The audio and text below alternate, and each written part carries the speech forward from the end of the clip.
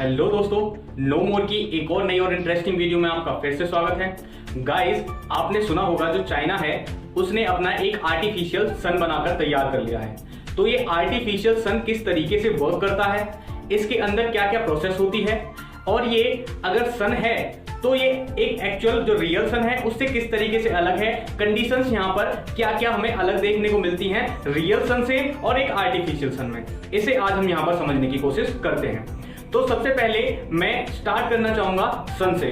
सन के अंदर हमारा फ्यूजन का रिएक्शन होता है। तो फ्यूजन में क्या होता है, जो हमारा हाइड्रोजन जैसे हल्के एटम्स होते हैं, ये इनके अंदर रिएक्शन होने के बाद जैसे ही जो दो हाइड्रोजन के एटम्स होते हैं ये एक दूसरे में मिक्स होने के बाद हमारा एक हैवी एलिमेंट बनाते हैं जिसे हम हीलियम के नाम से जानते हैं। इस दौरान इसमें से न्यूट्रॉन्स कुछ हमारे अलग होते हैं, और जैसे ही ये न्यूट्रॉन्स कुछ अलग होंगे और हमारे जो हाइड्रोजन के ट्रिटियम्स जैसे कुछ आइसोटोप्स होते हैं ये एक दूसरे के साथ फ्यूज करते हैं, उस दौरान हमें हीलियम जैसे कुछ हैवी मेटल्स देखने को मिलते हैं। अब ऐसा करने के लिए हमें बहुत ज्यादा एनर्जी की जरूरत पड़ती है, क्योंकि अगर हमें एनर्जी निकालनी है, जैसा कि हमें सन से बहुत सारी एनर्जी मिलती है, इसे प्राप्त करने के लिए हमें जो हमारा सन होता है ये बहुत सारी एनर्जी उसके अंदर लगाता भी है।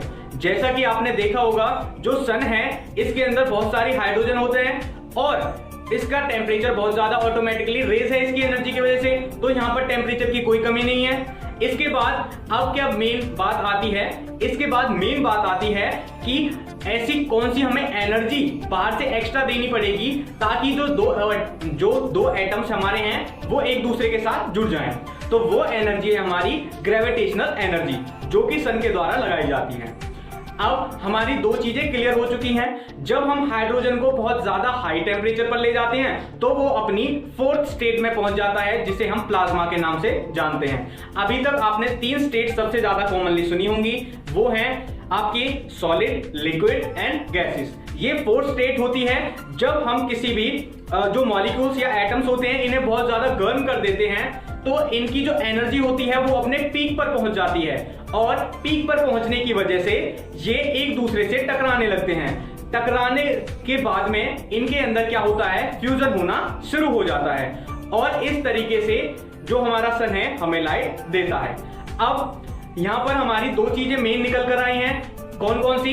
एक तो जो सन है उसके पास बहुत ज्यादा टेम्परेचर है उसके कोर के अंदर, और दूसरी चीज क्या है, सन के पास बहुत ज्यादा ग्रेविटी है। अब हमें एक आर्टिफिशियल सन अगर बनाना है तो उसके लिए हमें ये दोनों चीजें पूरी करनी होंगी। अब ये दोनों चीजें पूरी किस तरीके से की जाएंगी और चाइना ने इनको पूरा किस तरीके से किया है, अब हम इसे समझते हैं। चाइना ने जो अपना प्रोजेक्ट लगाया है इसे ईस्ट जो फ्यूजन प्लांट है इसके नाम से जाना जाता है, और ये ITER के नाम से फेमस है। जो ITER है इसका हेडक्वार्टर आपको फ्रांस में देखने को मिलता है, और इसी के अंदर पूरे वर्ल्ड में अलग अलग जगह पर न्यूक्लियर फ्यूजन के जो पावर प्लांट है वो लगाए जा रहे हैं, और सबसे बड़ा जो पावर प्लांट है वो फ्रांस के अंदर बन रहा है, जिसके अंदर हमारा भारत भी एक हिस्सा है। अब जो चाइना है इसने इसे अचीव करने के लिए क्या किया है, सबसे पहले माइक्रोवेव जो होती हैं इनकी हेल्प से बहुत ही ज्यादा हाई टेम्परेचर को अचीव किया है, जो कि करीब 120 मिलियन डिग्री सेल्सियस माना जा रहा है, जो कि सूर्य की कोर से भी बहुत ज्यादा गर्म है। और इसने इसे इतने ज्यादा हाई टेम्परेचर को लगभग 101 सेकंड तक मेंटेन भी किया है, जो कि एक वर्ल्ड रिकॉर्ड माना जा रहा है। अब हमें ये बात समझनी होगी कि माइक्रोवेव्स का यूज करके हम टेम्परेचर को बहुत ज्यादा हाई लेवल तक ले जा सकते हैं। इसके बाद दूसरी चीज हमें क्या चाहिए थी, हमें चाहिए थी एनर्जी। तो वो एनर्जी हमें कहां से मिलेगी, वो एनर्जी हमें मिलेगी जो हमारी मैग्नेटिक वेव्स होती हैं इनके द्वारा। तो जो माइक्रोवेव्स हैं इन्होंने क्या किया है, टेम्परेचर को बहुत ज्यादा हाई कर दिया है। इसके बाद हमने मैग्नेटिक जो फील्ड है उसको लगाया है, जिससे हमें पर्टिकुलर जो डायरेक्शन है वो मिल चुकी है, जो हमारे हाइड्रोजन का प्लाज्मा बनके हमारे पास में आया था।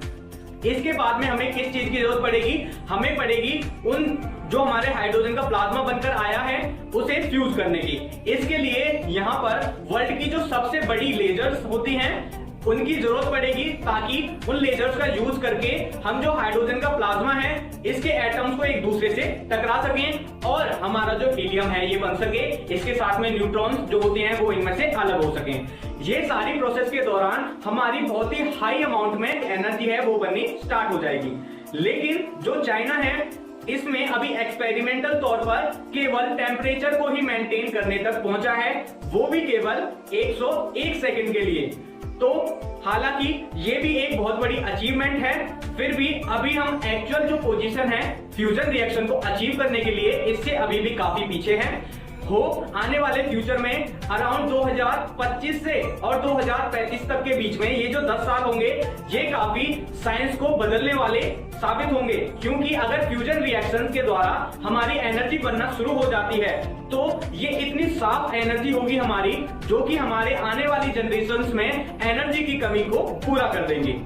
आई होप आपको ये जो प्रोजेक्ट मैंने समझाने की कोशिश की है आपको अच्छे से समझ में आया होगा। अगर आपको ये वीडियो पसंद आई है तो इस वीडियो को लाइक कीजिए और हमारे चैनल को सब्सक्राइब कीजिए। ऐसी नॉलेजफुल वीडियोस आपको देखने को मिलती रहेंगी। मिलते हैं आपसे नेक्स्ट वीडियो में।